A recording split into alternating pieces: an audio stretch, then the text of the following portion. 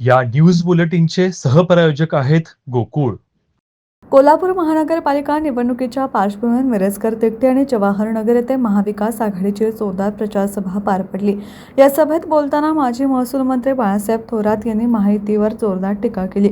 निवडणुकांमध्ये खून, मारामारी, पैशांचे आमिष दाखवून दहशत निर्माण केली जात असल्याचा आरोप करत भविष्यात दहशतीचा महाराष्ट्र नको असेल तर काँग्रेसशिवाय पर्याय नाही, असं थोरात म्हणाले. अंमली पदार्थांचा वाढता प्रादुर्भाव, तरुण पिढीचे होणारे नुकसान आणि सरकारचे अपयश यावरही त्यांनी बोट ठेवले.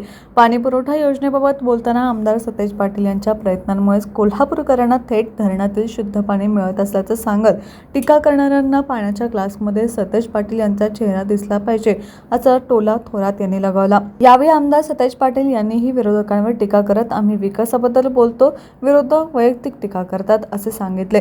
सभेला खासदार शाहू महाराज, आमदार जयंत आसगावकर, माजी आमदार ऋतुराज पाटील यांच्यासह महाविकास आघाडीचे अनेक नेते आणि कार्यकर्ते उपस्थित होते.